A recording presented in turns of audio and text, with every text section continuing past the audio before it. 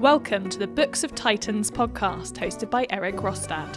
Join him on his 15-year journey through the immortal books. He'll share what he's learning, explore profound ideas across time and cultures, and share the one thing he always hopes to remember from each immortal book. Today I'm going to cover two of the earliest Greek philosophers, Anaximander and Anaximenes. These two usually get paired with a third philosopher named Thales because they were all from Miletus, which is in western Turkey. Today what would be western Turkey, then Ionia. Thales would have been the first one. He was born, we think, 625 BC and then died 545 BC. Then came Anaximander. He was 610 to 546, and then Anaximenes, 585 to 528. So what we like to do is think that these guys would have been students of one another. We don't know that for sure. Some of the literature says that, but we don't know if that was just to kind of make things nice and tidy or what. But they all lived in the same area. They most likely would have known each other, and we can see some of their ideas going from one person to another. So I want to start with Anaximander here, and just one thing quickly to know is we're making a shift, and as I've talked about shifts in other areas, maybe from Homer to Sappho, there you see elements of each, whether it's going from epic poetry to lyric poetry. You see elements of the one in the other. So if it's going from Homer's epic poetry to Sappho's lyric poetry, you're still seeing elements of that epic poetry in Sappho. When we get to the tragedies and the comedies, we're still seeing aspects of Homer in those. And then even in Plato, we're seeing aspects of the storytelling of the tragedies in these dialogues that almost read like stories. So there's not these clean breaks, but the shift that's happening here with these early Greek philosophers is that they are trying to explain things in a natural way, not just assuming that Zeus throws down lightning, but is there another explanation for lightning? Are things happening in the elements that are creating lightning? And so they were trying to find these things that would be able to explain what was going on. They were looking for a natural law for an order to the cosmos. And so what a lot of these guys were doing was to find one specific element or thing that could be used to explain a number of the other things that you were seeing. So for Thales, his main element was water, and we'll find out what these two men thought as their first principle. So first I want to read what I've been doing in some of these episodes is reading from the work by Diogenes Laertius, and what he did is compiled the stories of the lives of these early philosophers, and they're really fun to read. There's a lot of just conflicting information in the stories, just because he's kind of compiling everything that he's heard about them. But it is kind of a fun way just to get started. And so I'm just going to read it directly from this. For Anaximander, it's just a few short paragraphs here. So here we go. Anaximander, the son of Praxiades, was a native of Miletus. He laid down as his principle an element, that which is unlimited without defining it as air or water or anything else. He held that the parts undergo change, but the whole is unchangeable, that the earth, which is of a spherical shape, lies in the midst, occupying the place of a center, that the moon shining with borrowed light derives its illumination from the sun, further that the sun is as large as the earth and consists of the purest fire. He was the first inventor of the gnomon, which is part of a sundial, and set it up for a sundial in Lacedaemon, as is stated by Favorinus in his miscellaneous history, in order to mark the solstices and the equinoxes. He also constructed clocks to tell the time. He was the first to draw on a map the outline of land and sea, and he constructed a globe as well. His exposition of his doctrines took the form of a summary, which no doubt came into the hands, among others, of Apollodorus of Athens. And I'll stop reading there. The work that is attributed to him is called On Nature, which we've seen with a number of these early Greek philosophers. Their main work, their main opus was called On Nature, just kind of a explanation of all things. So I want to read from I've got the Penguin Classics book called Early Greek Philosophy, and I'm going to read a part of this. And what's really, there's so many things going on in this paragraph that I'll call out. But one of the things, and I'll note it when I get to it, because this is a fragment being quoted by Simplicius. What I'm going to do is, once I get to this one sentence, this could be the earliest quote from a Greek philosopher that we have. So a lot of the language here is from Simplicius, but then we get one sentence that he is quoting from Anaximander, and that's pretty cool. This could be the first Greek philosophy that we have the actual quote. So let me read here. Of those who hold that the element is one, moving and limitless, Anaximander, son of Praxiades, a Milesian, who was successor and pupil of Thales, said that the limitless is principle and element of things which exist. And then in parentheses, he was the first to introduce this word, principle, end of parentheses. Let me stop the quote here just for a second to say that I think that is so cool, because now we've got, it says he was the first to introduce this word, principle. If you've listened to any of the other episodes about these early Greek philosophers, this is something that comes up in almost every episode. Almost all of these philosophers had a first principle, and it was the thing that they thought explained everything else. So for Democritus, it was atoms. For Thales, it was water. For Heraclitus, it was fire. This is the thing that describes everything else. But I just love this idea. And here we have the first person to introduce it, according to this account. I think that's awesome. Now I'm going to go back into this paragraph. He says that it is neither water nor any other of the so-called elements, but some different limitless nature from which all the heavens and the worlds in them come into being. And the things from which existing things come into being are also the things into which they are destroyed, in accordance with what must be. Now we get into the actual quote from Anaximander. And for they give justice and reparation to one another for their injustice in accordance with the ordering of time. And then it says, and then that's the end of his quote, and then I'll go back into the paragraph. It is clear that he observed the change of the four elements into one another and resolved not to make any one of them the underlying stuff, but rather something else apart from them. He accounts for coming into being not by alteration of the element, but by the separating off of the opposites by an eternal motion. End quote. A lot going on in this paragraph, pretty historic paragraph, but here we go.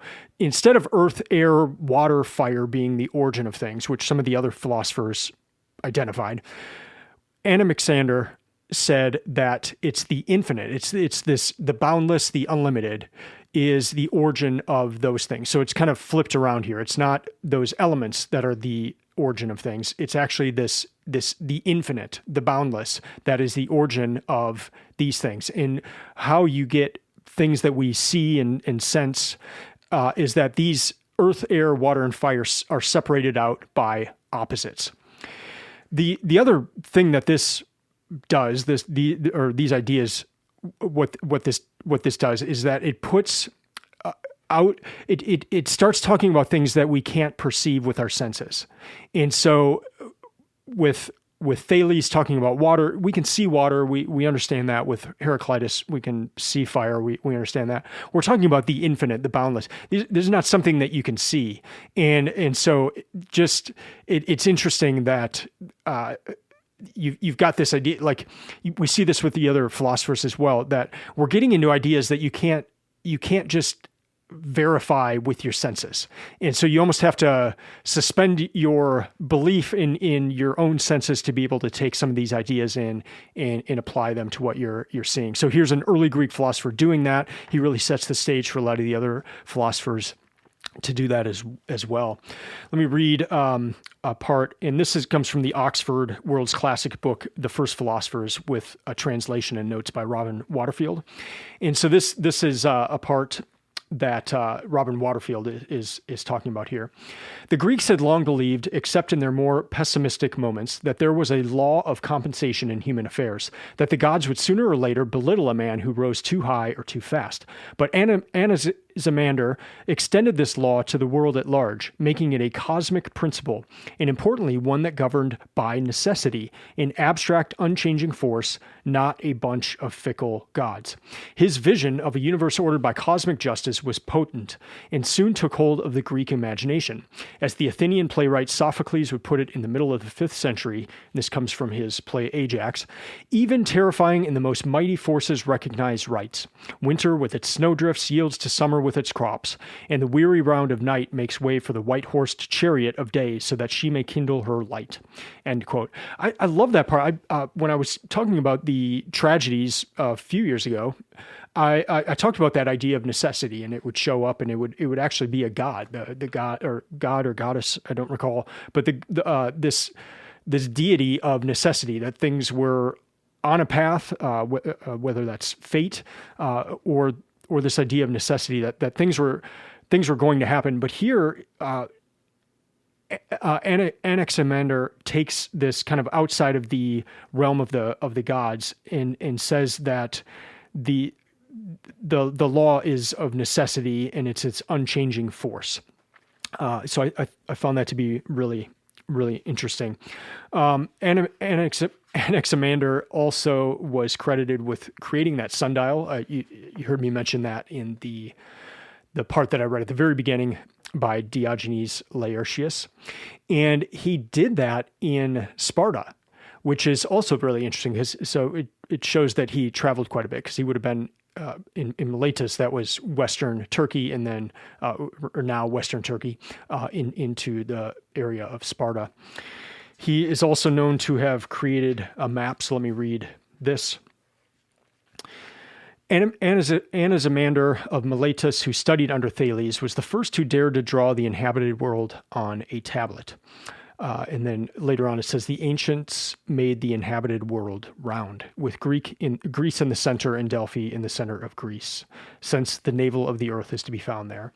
So that's interesting, just mapping out the world. Next up, there are some, including among the thinkers of long ago, Anaximander, who say that the earth stays where it is because of equality.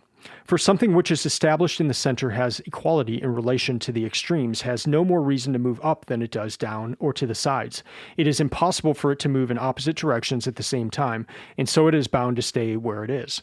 End quote. So we've got this idea from Anaximander that there's the infinite and the boundless and the void, and he's saying that the earth kind of floats in that void.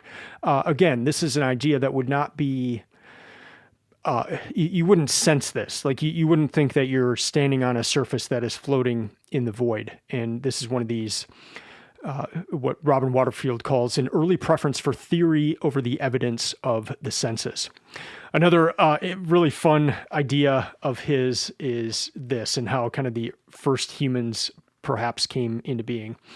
Anaximander says that the first living creatures were born in a moist medium surrounded by thorny barks, and that as they grew older, they began to be fitted for a drier medium until the bark broke off and they survived in a different form. And then another part says this: Anaximander of Miletus imagined that there arose from heated water and earth either fish or fish-like creatures, inside which human beings grew and were retained as fetuses up until puberty. Then at last the creatures broke open, and men and women emerged who were already capable of feeding themselves. End quote. So Anaximander's looking around, he's saying, oh wow, it takes people a long time to be able to care for themselves. How do we think the first people would have been born? They wouldn't have been able to take care of themselves. And so they were living in fish. And then once they reached puberty, they broke open out of the creatures and they emerged being able to feed themselves. So quite a interesting idea there. Now let's move to Anaximenes. He was, let me read this. This is the Diogenes Laertius part about Anaximenes. Anaximenes, the son of Erystratus, a native of Miletus, was a pupil of Anaximander. According to some, he was also a pupil of Parmenides. He took for his first principle air, or that which is unlimited. He held that the stars move round the earth but do not go under it. He writes simply and unaffectedly in the Ionic dialect. and I'll stop reading there. So a few things to note. So his first principle is air, and then it says what he was the pupil of there. But it's interesting that it says his first principle, or that which is air, or that which is unlimited. So you can see a connection point to Anaximander, where there's this unlimited aspect, but he's saying it's air, which is also the element that we can sense it in the sense of wind or that kind of thing, but air, we can't see air.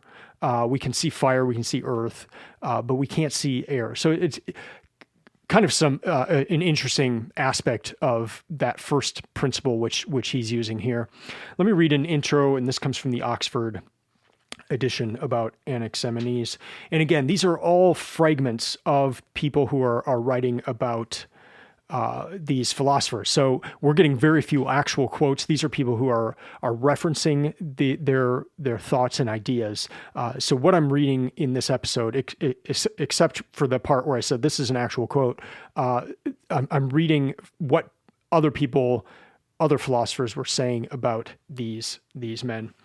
So here we go. Anaximenes of Miletus, the son of Eurystratus, was a companion of Anaximander and shares his view that the underlying nature of things is single and infinite. However, unlike Anaximander, Anaximenes' underlying nature is not boundless, but specific, since he says that it is air and claims that it is, thanks to rarefaction and condensation, that it manifests in different forms in different things.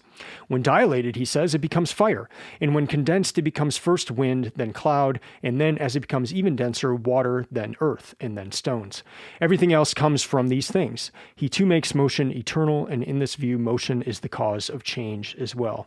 End quote. That's really good to keep in mind as we're looking at these later philosophers, because some would say that change is not possible, motion is not possible, and here's one of the early Greek philosophers saying that it is. So he identified air as the main principle in limitless air, and the air then could create other things. So if air got thicker, that meant it was cold, and so air would then condense, and it would condense into first wind, then cloud, then water, earth, and then rocks. Or if the air got thinner, it was getting hotter, and it was rarefying into fire. And so you've got the ability of air to be fluid where there's motion, and then that other element of it of being invisible. Anaximenes also said that the earth is like a disk, and that it rides in the air and is held up by that same air. So again, we've got someone thinking that the earth is floating, and in this case, it's floating and held up by air. Again, something that just wouldn't necessarily be obvious to the senses. A couple other things about Anaximenes. He says this: Anaximenes says that the heavenly bodies are fixed like nails into the ice-like periphery, but some say that they are like fiery leaves, like paintings. So he in another part he likens the motion of the worlds to be like a felt cap on a head being moved around. Let me read about the soul. So with air, he thought that kind of led into this idea of a soul as well. So here we go, and this is in the Penguin edition. And in this quote, this is by Plutarch, perhaps by Plutarch, but in this one there is a potential direct quote from Anaximenes. So here we go.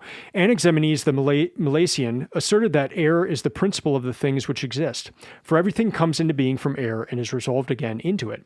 For example, and this is where we're getting a potentially direct quote, our souls, being air, hold us together, and breath and air encompass the whole world. Stop reading there. So there we may have a direct quote. So now what Anaximenes is doing is he's linking breath and life with air. And that is something that we still have in our language today with spirit, inspiration, expire, respiration. And so this is something that continues on, where there's this connection between a soul and air. Last thing I want to highlight is that St. Augustine quotes him, and let me read this. This is from the Oxford book. So here we go. Anaximenes attributed all the causes of things to infinite air, but he did not deny the existence of gods or have nothing to say about them. However, he believed not that air was made by them, but that they emerged from air. And I'll stop reading there. That's just an interesting thing because it shows that Anaximenes was holding on to these religious ideas. He wasn't discarding religion or the gods completely. He was holding on to their existence while trying to explain these things. A lot of what we know about these philosophers comes to us through Aristotle. So if you get any of the books that I've mentioned today, you'll see a lot of quotes from like Physics by Aristotle, and then also students of Aristotle who wrote about these early philosophers and collected the information. So again, we have very few direct quotes from these philosophers, but we're relying on these other philosophers who kind of compiled their ideas. If I was to narrow everything down from this episode into one thing, the thing that still sticks with me and it is really striking is that Anaximander was the one who came up with the first principal idea, and then he said that it was the limitless or the boundless. I love that just because I really tried to remember each of the first things by each of these early Greek philosophers. It's something that just helps me remember what each of them thought, but that to know that he was the one that came up with that is really cool. So in conclusion, along with Thales, these three early Greek philosophers had a huge impact on what was to come next with the other Greek philosophers, and then they impacted Plato, they impacted Aristotle, which impacted the rest of Western philosophy. And some of their ideas are still with us today. And the one that I started off this episode about was just that they were looking for ways to explain the cosmos. And for that to happen, it had to be thought of as intelligible, that there were some first principles, that there was natural law, that there was some sort of order that could be discovered. They also had these ideas that things could be made of one kind of thing, whether that was water, the limitless, or air, in that these things would be governed by natural laws or things that were regular in occurrence. And in fact, some of these philosophers thought there could be multiple worlds where these rules would just be applied in multiple other places. And then their other big thing that they did was to try to explain these things without referencing the gods. And we see that really sets up the philosophical tradition where you're not relying on always saying that Zeus is the one that causes lightning, but you're trying to find out what causes lightning. Well, that's going to do it for this episode. As for what's next, I've got this Oxford World's Classics book where I've just got a few of the sophists left to read about. So I'm nearing the end. I'm probably going to finish this in the next few days, and then I'm going to return to Plato.